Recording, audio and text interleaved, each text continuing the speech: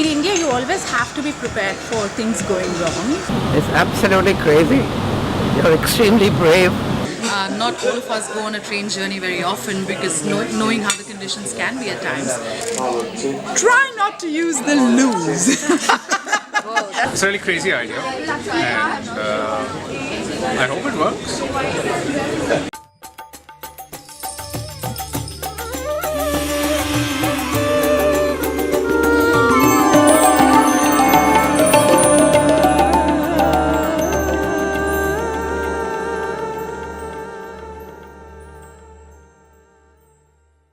So to have Bookwallah running over the next 3 weeks, taking some Australian and Indian writers together across southern India is a wonderful thing. It's very much about the journey that we want to have together. It's about collaboration. It's about Australians and Indians talking to each other, creating together, feeling together.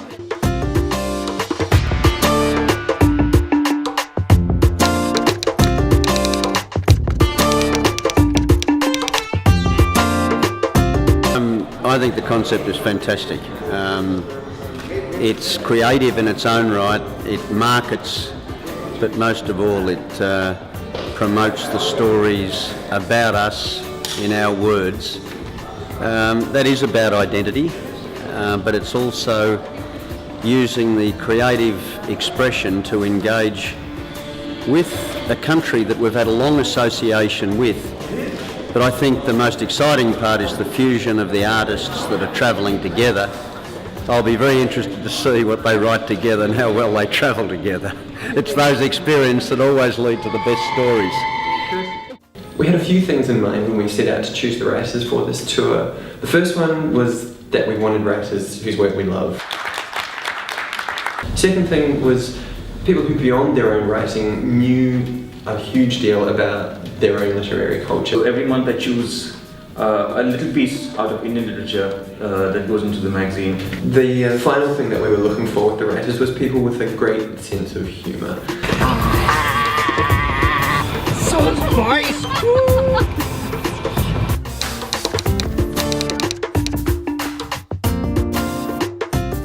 Do you never get worried that you're going to be pigeonholed as that queer Asian writer? And my response was, well, I am that queer Asian writer. Because I think something that Indian children and Australian children have very strongly is that their imaginations have been colonised by enlightenment. And I only believe in one religion, one race, and that's poetry. I often go into remote areas, tribal areas, and I've often found that tribal societies, women are very free.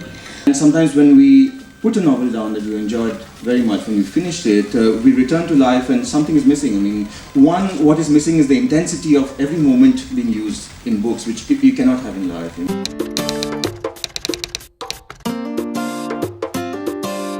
One of the things that you are told when you arrive in India and you are going to be travelling by train is to pack light. Don't take too much stuff with you. Now, we've somehow managed to ignore this piece of advice. We've taken nearly 300 kilograms of books with us, and in this day and age of the virtual space, the electronic book, that might seem a little perverse, but we believe that having physical books is actually the act of having a gift, having the ideas, but the physical presence of those ideas in book form is vital.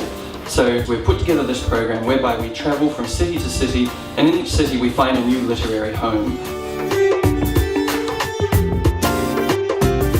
I spent the last 6 months working with RMIT and Nick Lowe, designing and fabricating these bookcases, and it was like quite a jump from last week when I was in the workshop completely submerged in this project, covered in dubbin and saddle soap and fixing up the last little details and having such a focused view on these bookcases. Now they're actually going to be used and beaten around. If you were to start your stopwatches and time us, in 15 minutes, all of this display, all of these display units, all of these books would be packed away in these cases and picked up and wheeled out the door and ready to catch the next train. So we're proud to have these cases. They're bound in leather, and this is not any ordinary leather. This is kangaroo leather. We like to put our national animal to good use. Now, one of the essential aspects of this project is that not only are we bringing you our travelling library, we're also leaving it behind. So in each city that we visit, we are donating a complete set of the books in this library to a local library so that when you go home tonight, you know that these books are there for your permanent enjoyment.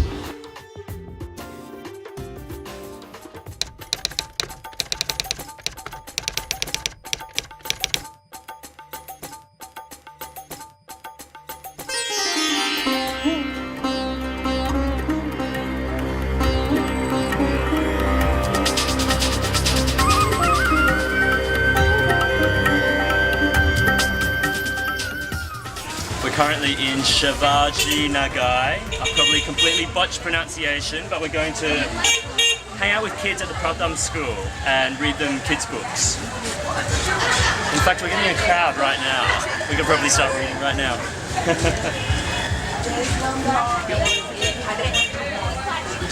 Hello, how are you?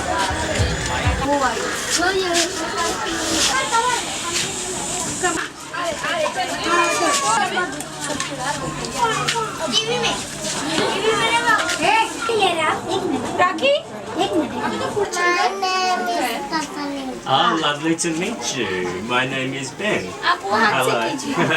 Heads and shoulders, knees and toes. Knees and toes. Knees and toes. So one more, okay, everyone. Okay, like this. One, number one. Everyone. Heads, shoulders, knees and toes.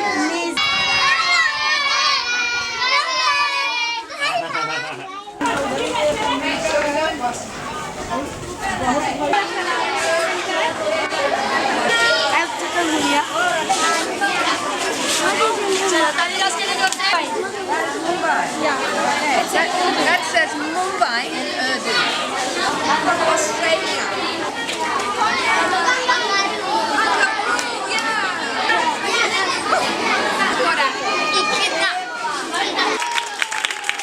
So we're at Pratham school and all the kids are divided into classes according to need and skills. But right now we're taking a bit of a break so Kirsty can read all sorts of kids' books taken from Australia, mostly Australian themed. We've done some kookaburra laughing. I think the kids laughed at us when we did it as well. They all want to say hi.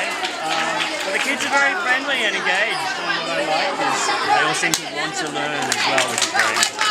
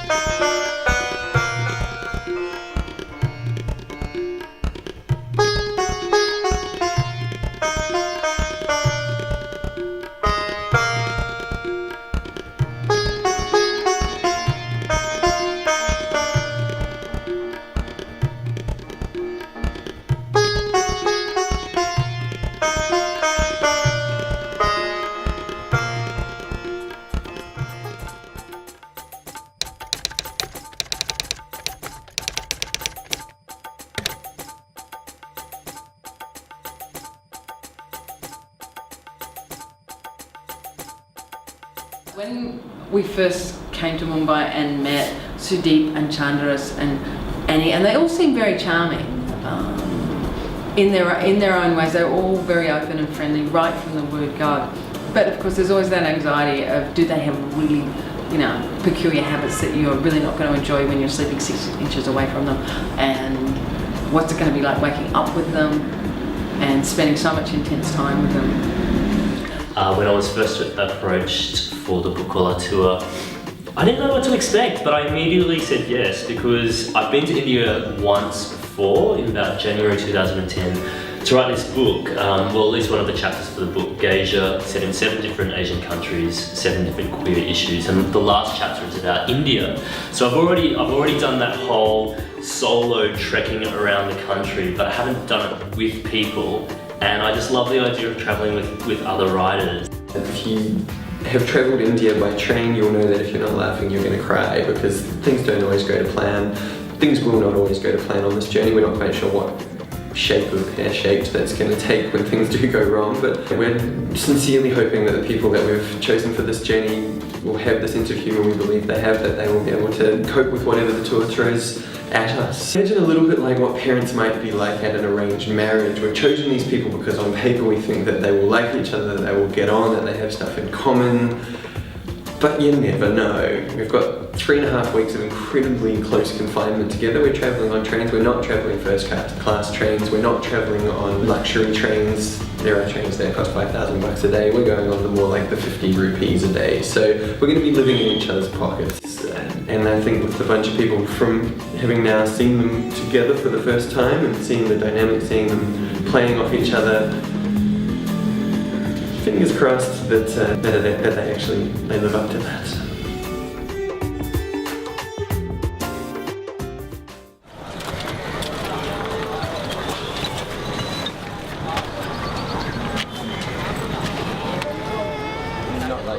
It's very well.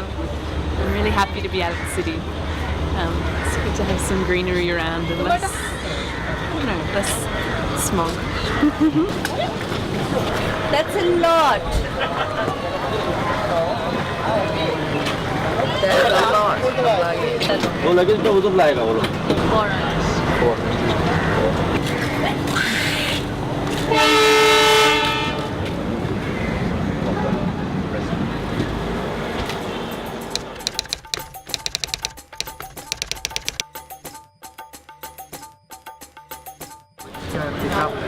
So the reason why there are flies all over this box here is because it's been all these cases is because it was drenched in fish water. So basically there's a lot of fish on the train and then the ice melted, and as a result we all smell fishy, including Sudeep's books here.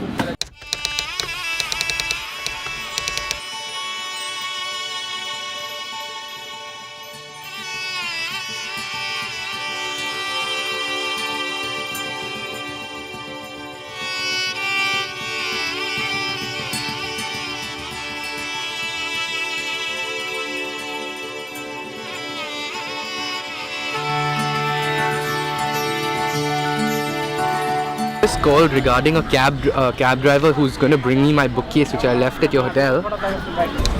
Can it happen? You've got my number? How long will it take? We've got a train to catch. Luckily our train has been delayed. Can you make it happen? There's no one. Okay, thanks a lot. I'll call you back. Would you like some tea? Anyway, it's wonderful to be free of all our bookcases. Thank you. They're wonderful except for when you carry them. She's a very, very helpful older sister type. Vitamin C. This is the face of modern Australia. Platform for 20 minutes and the real thing comes out. That's right, we're going to start scratching each other's eyes. You know, I'm a slightly deranged middle-aged woman. As is evidenced by the shirt on your head. Everybody's much nicer than I anticipated. I haven't been this happy in a long time. Because I'm having so much fun. Everybody is so nice. And sometimes not so nice, but they're still fun. She looks at me.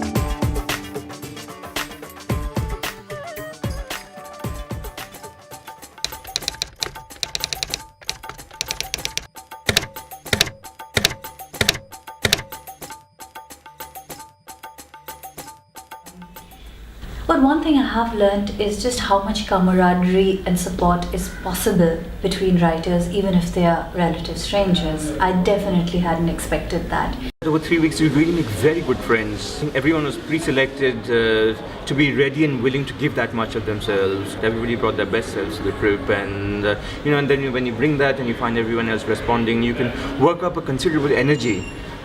In 3 weeks that it's local to you, but it's also something between you to share, and that was palpable to anybody who saw us at events. While I do have writers who are friends, I hadn't actually thought much about being a part of a larger community, a global community almost, of writers who do and will support each other. And that has been a very delightful discovery. I learned actually a terrific sense of camaraderie, to feel more confident in presenting my work in other cultures because of the moral support that they offer.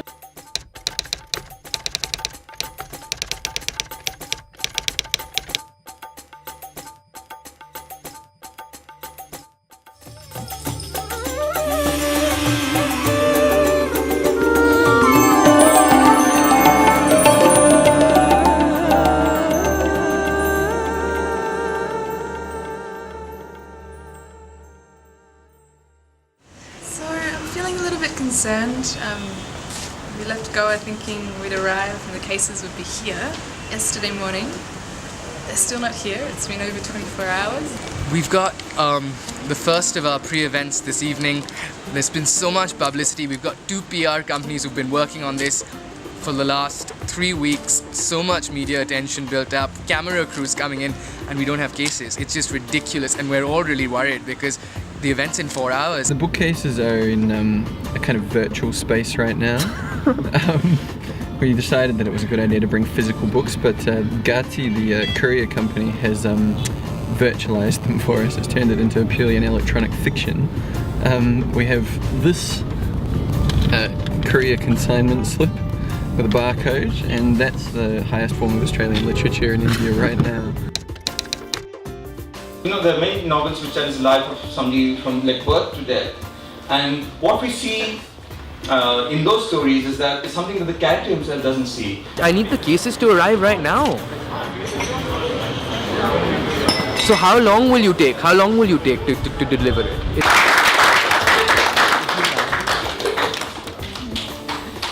I can't tell you.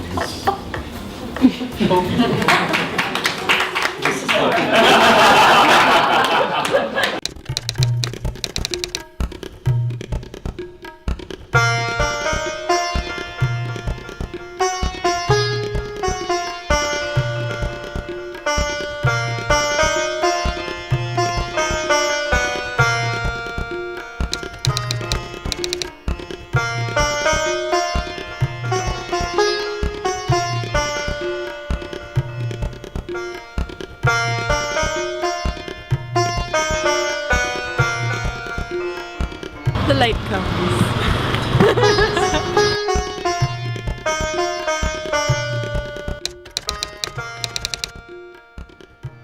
You take a right turn, you get a flyover, over the flyover you go and land. We just came from there. Just keep going straight and there will be a left and take another. First left and then another left. I am very experienced at being lost. Right and right. Right and right. Thanks. Okay.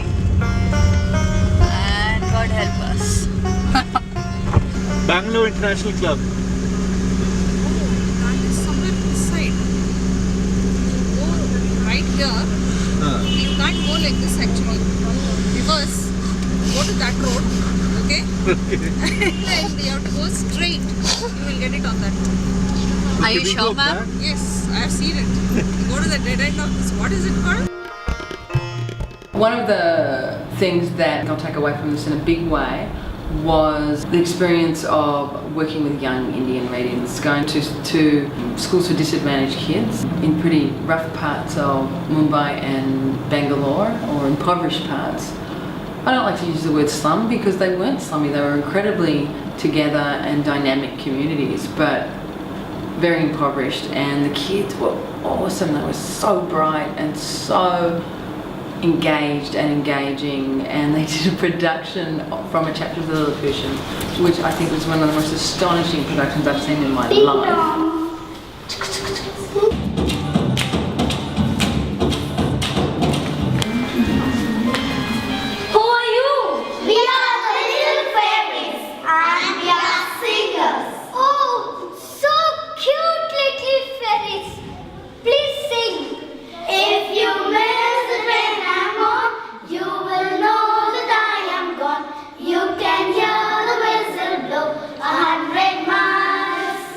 And there was a little girl who played Posy Swift, a 13-year-old Australian girl, and she was a beautiful little singer. And then she sang a Bee Gees song as the song that would get her into the theatre troupe. And she sang It's Only Words, and words are all I have to steal your heart away. And I thought, oh, that's such a nice thing to say to her, singing to a writer too. And to sing as a reflection of having read the book. So that was pretty special. I felt pretty sentimental. Who likes to write stories? Where are the writers? Everybody. Everybody likes to write stories. Oh, some people aren't so sure. And who likes to read stories? Who likes to read books? Reading stories. Everybody likes to read books. The fabulous thing about speaking to kids in India is you realise how small the gap is culturally too, and that the way they relate. Children, there's a universality about talking to children and in their responses to you when you start telling a story. So that was very special and made me feel a lot more confident about deeply engaging with other cultures, like finding those little rivulets that lead you into the river of connection.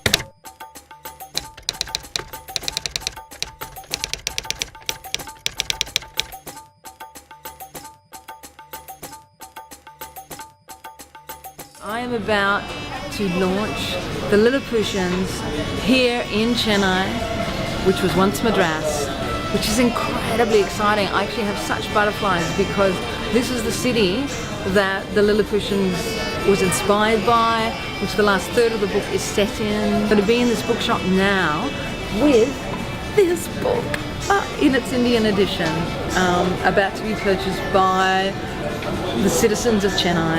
Is amazing.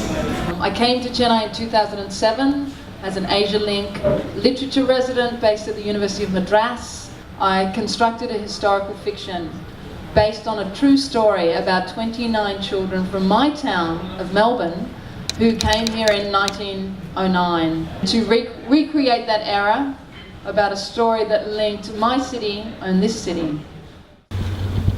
Clap, 3, 2, 1, cue. Annie Zaidi and Benjamin Law are both writers on this Bookwallah tour.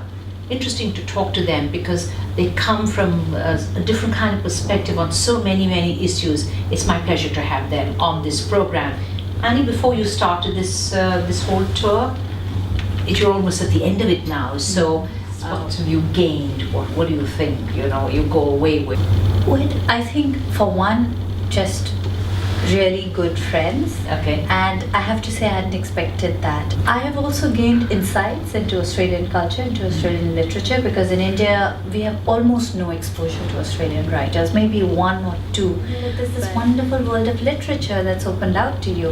And I just want to go and find those books, to buy those books, keep those books. Right. Already there's a huge appetite for Indian literature in Australia. I mean, all the big names, the Sets and Naipals and everyone. Yes. There's already that huge readership. But I think, as with every country, there are blind spots with what you can't get in your own country.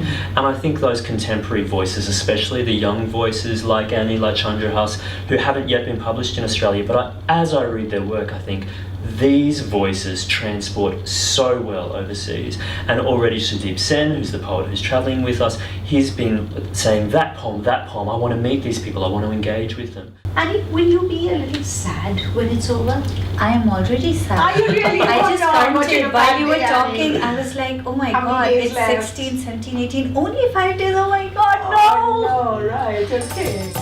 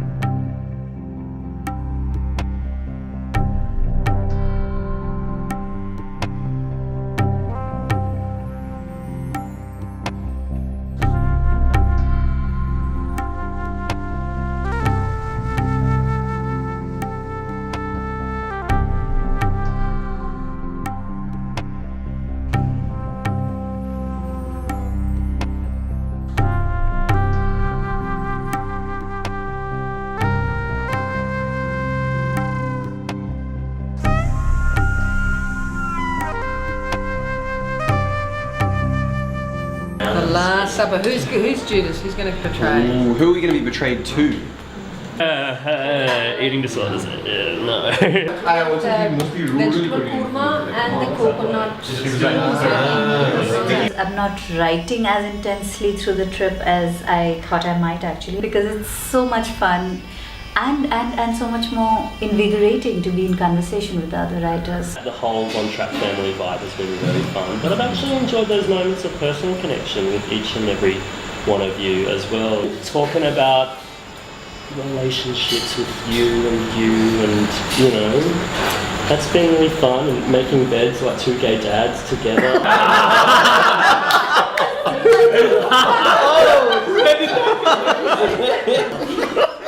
And the feeling of brotherhood and sisterhood, which was partly forced upon us, but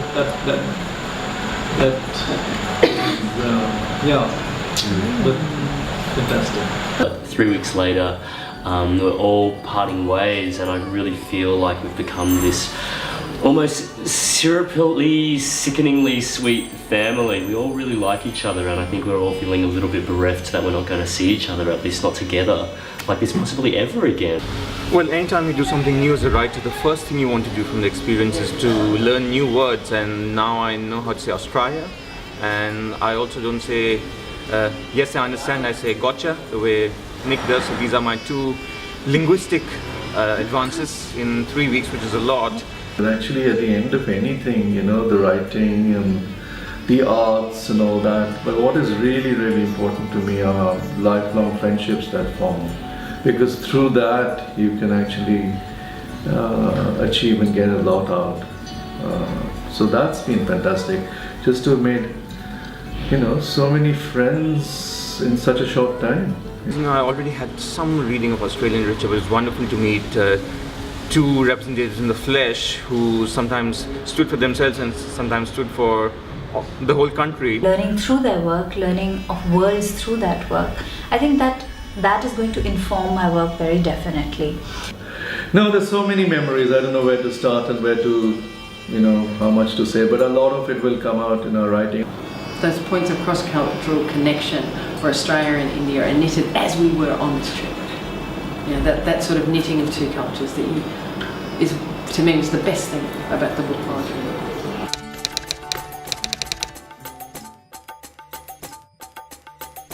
That's the end of the Bookwallah tour. The family's being split up. It's like someone's dropped a bomb on the Von Trapp family. But yeah, we are finishing. I think the van's outside and they are waving at us. Sad to leave, but hey, had a fabulous time. It is time to go, but I don't want to.